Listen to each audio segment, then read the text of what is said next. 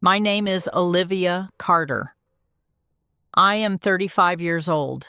14 years ago, my parents believed my older sister when she framed me for stealing from the family business, and they kicked me out of our Raleigh home into a freezing January night with nothing but my work bag. Now I'm sitting in the waiting room of Duke University Hospital because my father had a major stroke and my mother texted me to come right away for his sake.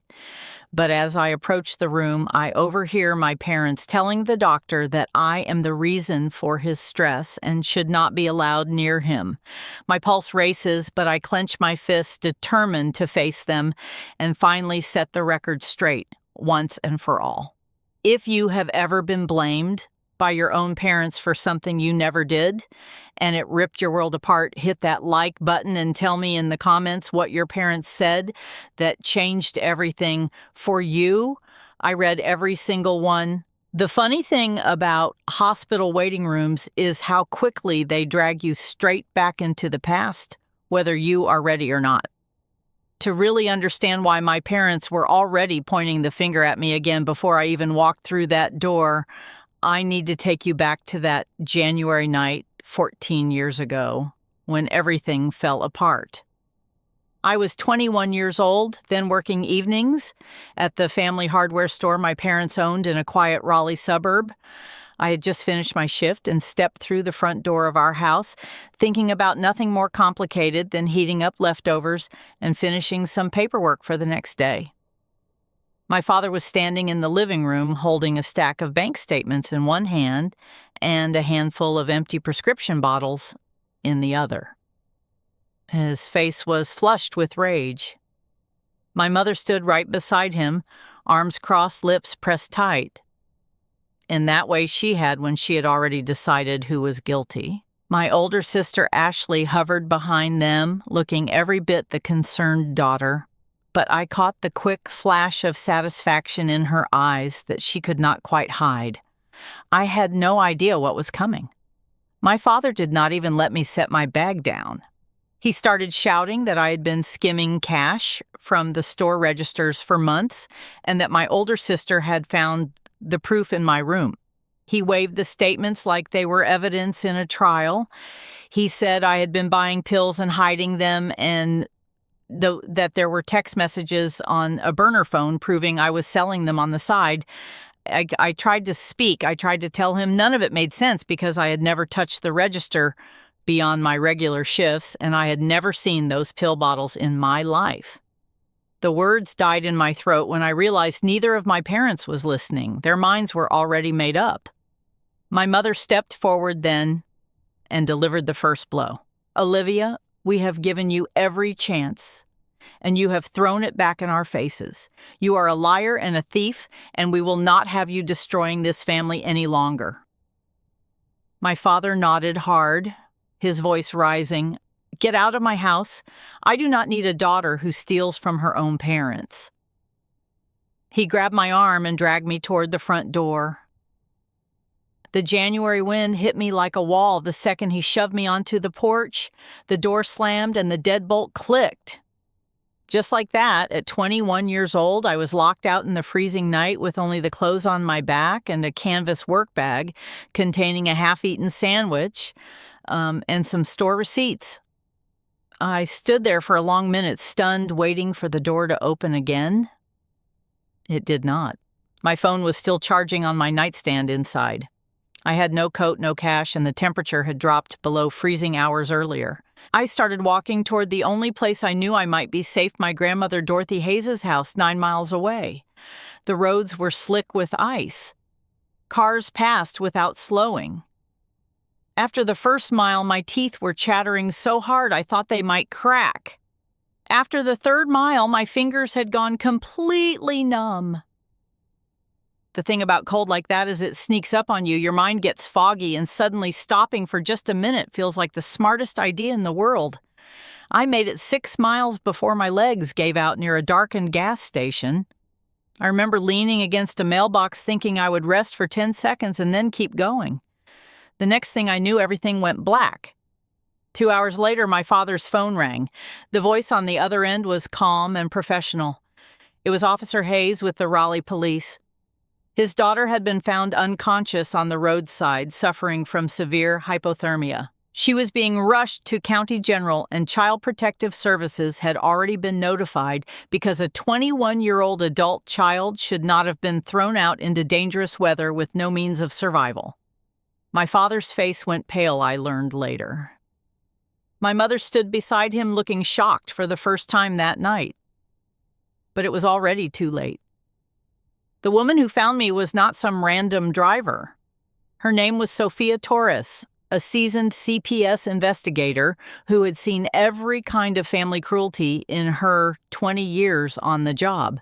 She had an emergency blanket in her trunk from old habit, and she wrapped me up while she called for help. She stayed with me until the ambulance arrived and then followed it to the hospital.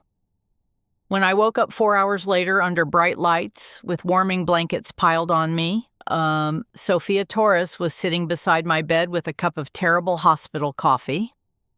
She handed it to me and said simply, "This tastes like regret, but it is warm. Now tell me why a young woman was walking alone in an ice storm with nothing but a work bag." So I told her everything. The planted evidence, the years of my older sister undermining me the way my parents always took her side without question. Sophia Torres listened without interrupting. When I finished, she nodded once and said, "I believe you and I am going to help you prove it." Those words changed the entire direction of my life. While I had been unconscious, things had been moving fast. The hospital had contacted police because of the circumstances of my discovery. Police had called my parents. Sophia Torres had already started asking questions. My grandmother, Dorothy Hayes, arrived at the hospital like a silver-haired hurricane. She had driven the 30 minutes from her house in record time, and she immediately positioned herself between me and the doorway like a guard. "That is my granddaughter," she announced to the room. "What exactly have my son-in-law and his wife done this time?" My parents arrived shortly after with my older sister trailing behind them. My father looked shaken but still defensive. My mother tried to run the usual script about how concerned they were and how I had been struggling and how they had only wanted to help me. Sophia Torres was not buying a word of it. She had already requested bank records and security footage from the store. My grandmother demanded an emergency hearing right there in the middle of the night. By 2 a.m, temporary guardianship had been granted to my grandmother, and my parents were ordered to have no contact with me until a full investigation was completed. As we left the hospital, my mother tried one last time. She reached toward me and said in a low voice laced with contempt, "You are making a mistake turning your back on us, Olivia. This will come back to haunt you." My father stood there, clenching his jaw, then suddenly burst out, "Enough. We need to get home and figure out how to fix this mess." It was the first time I had ever heard him push back against my mother, even slightly, but it was too little too late. My grandmother stepped between us without missing a beat. "You do not get to touch her or speak to her. You had your chance to be parents and you threw it away literally into the cold. We are leaving." She guided me to her old sedan, tucked an extra blanket around me, and drove me to her house where the lights were already on and soup was waiting on the stove. That was the first night of my new life. My grandmother's house was small and simple, but it was warm and safe, and nobody there was plotting against me. She had 3 rules breakfast at 7 sharp, no excuses for unfinished chores, and absolutely no nonsense before her first cup of coffee. I followed them gladly because for the first time in years I could breathe. 2 weeks later, Sophia Torres called my grandmother with an update. The bank records did not add up. The cash withdrawals that had supposedly been made by me had actually been done by my older sister on camera at an ATM 12 miles from where I had been working that afternoon. Store security footage showed my older sister slipping into my room the morning of the incident. The prescription bottles belonged to Nathan Parker, my older sister's partner, and he had filed a delayed theft report 3 days after the fact. It was all starting to unravel. but my parents were not ready to accept any of it. My mother called my grandmother the next day and left a voicemail dripping with sarcasm. "Dorothy, you are enabling her lies, and it is going to destroy her. Tell Olivia we expect her to come home and take responsibility, or we will make sure everyone in the neighborhood knows exactly what kind of daughter she really is." My father followed up with a text that simply read, "This is breaking your mother's heart. Fix it." Their reactions were already shifting from shock to anger to public threats. I could feel the noose of social isolation tightening around me, even from a distance. The voicemail from my mother and the text from my father were just the beginning. Over the following days, the pressure kept building like a slow storm, rolling in each new message from my mother sharper than the last, and designed to make me doubt every choice I had ever made. My grandmother played the messages on speaker so I could hear them myself, and I sat there at her kitchen table feeling my stomach twist tighter with every word.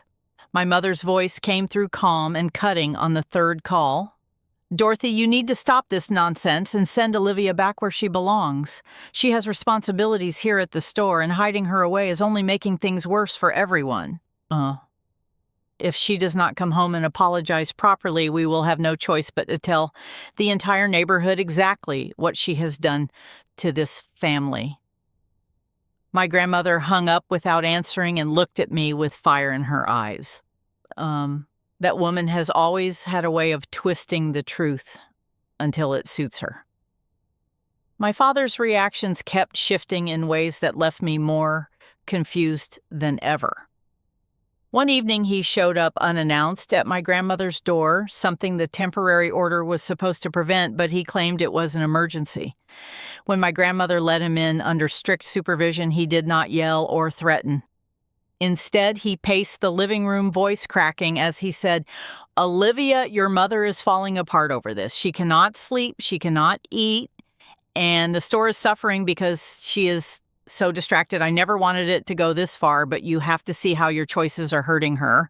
Then, without warning, he slammed his hand on the table and raised his voice in a sudden defensive outburst. "Why can you not just admit what you did and fix it? Do you enjoy watching your mother cry every night?" The flip from quiet guilt to explosive blame left me speechless. He stormed out before I could respond, leaving the room feeling colder than the January night outside. 2 days later, the investigation deepened when Sofia Torres uncovered more proof. Store security footage clearly showed my older sister slipping into my room the morning of the incident while I was already at work. Bank records proved the suspicious withdrawals had been made by my older sister using a duplicate card she had made without anyone knowing. Nathan Parker had provided the empty prescription bottles and later filed a fake theft report to cover their tracks. The pieces fit together too perfectly to ignore. Sofia Torres sat with me and my grandmother in a small conference room at the county office and laid it all out. "This was not a one-time mistake. Your older sister and her partner had been skimming from the family business for nearly 3 years, using your name as cover. The plan was to get you declared unreliable so they could take control of the small college fund your late aunt had left you, $62,000, that was supposed to stay protected until you turned 25. I felt the air leave my lungs. $62,000. That was the price my older sister had placed on ruining my life.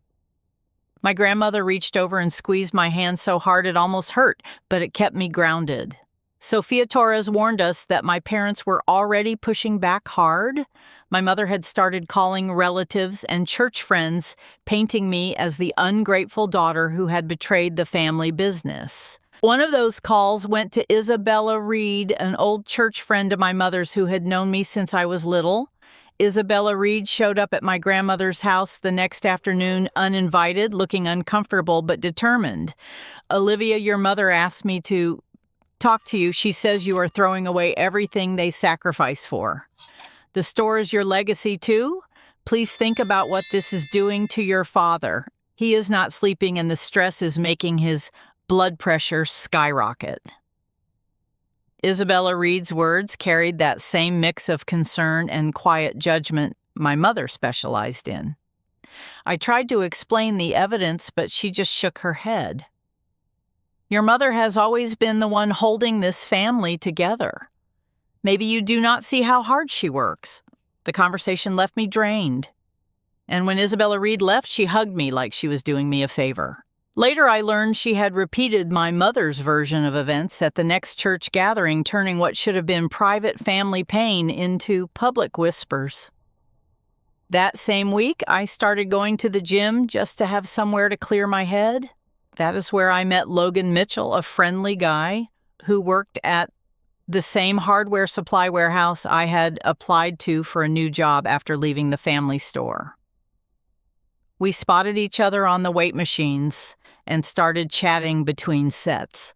Logan Mitchell had a way of listening without pity. When I finally told him a shortened version of what had happened, he did not offer empty advice. Instead, he said, "Sounds like your parents made up their minds before they even looked at the facts.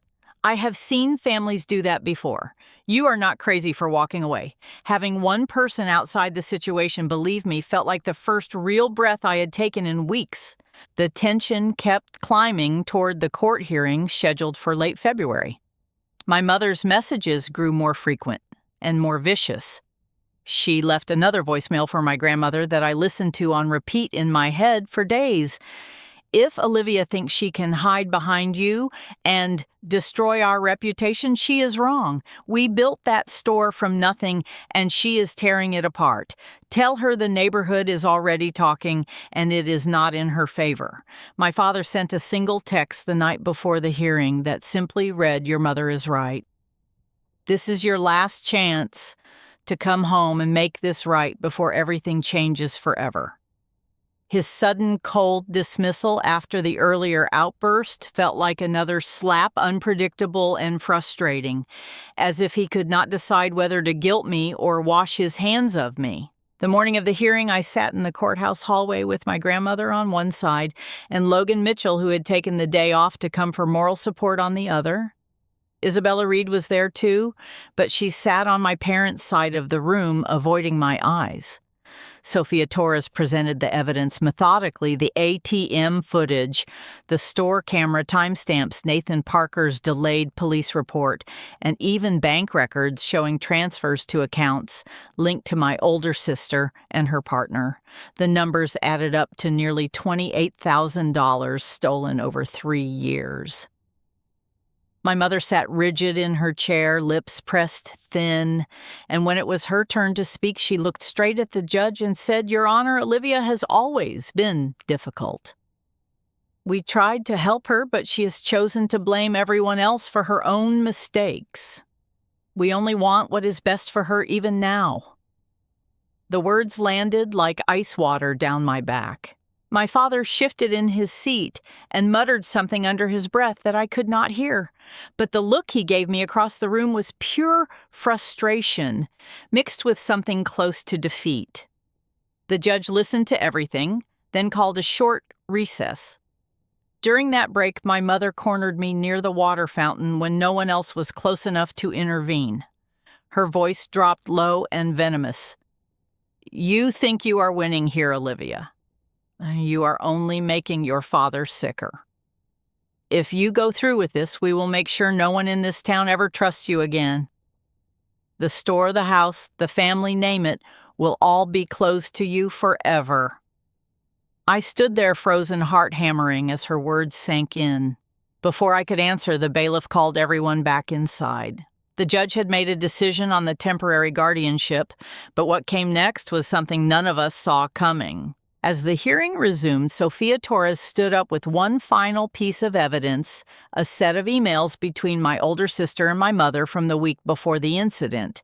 The emails showed my mother had known about the plan all along and had encouraged it to protect the family business from my older sister's growing debts. The room went dead silent. My father's head snapped toward my mother so fast I heard his neck crack. His face drained of color, and for the first time he looked truly shocked, not just angry or defensive. He opened his mouth, closed it, then suddenly stood up and walked straight out of the courtroom without a word to anyone. The door slammed behind him, leaving my mother sitting alone with her perfect mask finally cracked. I felt the ground shift under me. Everything I thought I knew about my parents' united front was unraveling right there in front of strangers, and the hearing was not even over. Yet, the courtroom stayed frozen for what felt like forever after my father stormed out. The judge cleared her throat and motioned for the hearing to continue. My mother recovered first, her voice slicing through the silence like a knife. "Your Honor, those emails are taken completely out of context. William is just overwhelmed right now. Olivia has always known how to push our buttons and create drama where there is none." She leaned forward, eyes locked on the judge, but the words clearly meant for me. "She is the one who has been undermining our family business for years, not my older sister. If anyone deserves protection here, it is us from her lies." My lawyer, Ryan Brooks, stood up before I could even process the fresh jab. He laid out the rest of the evidence with calm precision. The emails were not ambiguous. My mother had known about the skimming and had told my older sister to make sure the blame landed on me so the family reputation stayed intact. The judge listened without expression, then delivered her ruling. Permanent guardianship was granted to my grandmother, Dorothy Hayes. My parents were ordered to pay restitution for the nearly $28,000 my older sister had taken using my name. A no-contact order was issued for 6 months, and my parents lost any say in my financial or living arrangements until I turned 25. My mother's face went white, but she did not cry. She simply turned to me across the room and delivered one last line before the bailiff escorted her out. "You think this is over, Olivia? You have just destroyed everything we built. I hope you are happy living with the consequences of choosing yourself over your family." Her words hung in the air like smoke. I felt them land deep, but for the first time I did not flinch. My grandmother squeezed my shoulder. Logan Mitchell, who had been sitting quietly in the back, gave me a small nod that said more than any speech could. Isabella Reed looked away, unable to meet my eyes now that the truth was public. Outside the courthouse, my father was waiting on the steps, pacing like a man who had just been hit by a truck. When he saw me, he stopped short.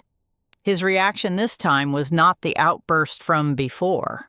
He simply stared at me for a long moment, then said in a voice that cracked, "I do not know who to believe anymore, Olivia. Your mother says one thing, the evidence says another. But I cannot lose the store or the family name over this."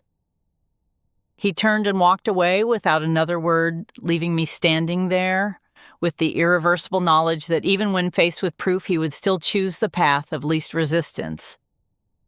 The next few months were a blur of small victories and quiet losses. I moved in fully with my grandmother, started a new job as a customer success representative at a small tech firm in Raleigh, and slowly rebuilt a life that did not revolve around proving myself to my parents. Logan Mitchell and I grew closer through late-night talks and weekend hikes. He never pushed me to reconcile. He just showed up with coffee and listened. My older sister tried one last time to reach out through a mutual cousin, claiming it was all a misunderstanding and that the family needed me back at the store. I did not answer. The no-contact order made it easy to stay silent. 14 years later, I am 35 years old, sitting in this same hospital waiting room where the story began all over again. My father had the stroke 2 days ago after years of high blood pressure and stress from the business slowly falling apart. My mother's text had been short and direct. "Come now. Your father is asking for you?" I came because some part of me still hoped for the closure I never got in that courtroom. But as I stand outside his room and hear my mother's voice through the cracked door, telling the doctor I am the reason for his decline, that old familiar knife twists again. I push the door open anyway. My mother turns, eyes narrowing the second she sees me. "Olivia, you finally decided to show up. After everything you put us through, the least you could do is stay out of his room and let him rest." My father is propped up in the bed, pale and thin, but his eyes lock on mine. This time his reaction is different again, not the withdrawal or the outburst from years ago. He lifts a shaky hand and points at my mother first, then at me, his voice weak but clear. Enough. I have spent 14 years pretending none of this happened. I lost my daughter that night, and I have been too cowardly to admit it. 1. Olivia, I am sorry. I should have listened then. The room goes still. My mother's mouth opens and closes, but for once, no sharp words come out immediately. She recovers quickly, though turning back to the doctor. See? The stress of seeing her is already making him confused. She needs to leave. My older sister is not even here. She has not spoken to any of us in years after her own legal troubles from the restitution order. I step closer to the bed and look my father in the eye. I forgive you for believing her back then, but I do not forgive what it cost me. I built a life without any of you. I have a career I earned, a man who loves me without conditions, and a grandmother who never once made me feel like I had to earn her love. I came here today because I wanted to see for myself that the cycle ends with me.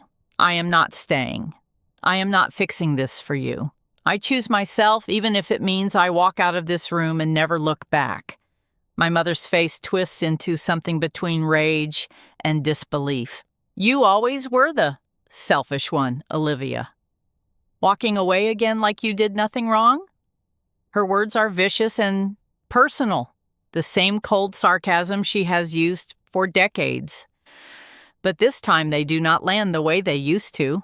I feel them, yes, but they do not control me anymore. My father closes his eyes and nods once, a single tear slipping down his cheek.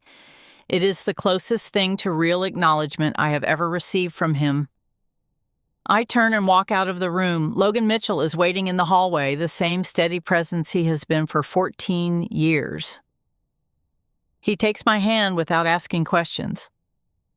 We leave the hospital together into the bright North Carolina afternoon. I have partial victory. Yes.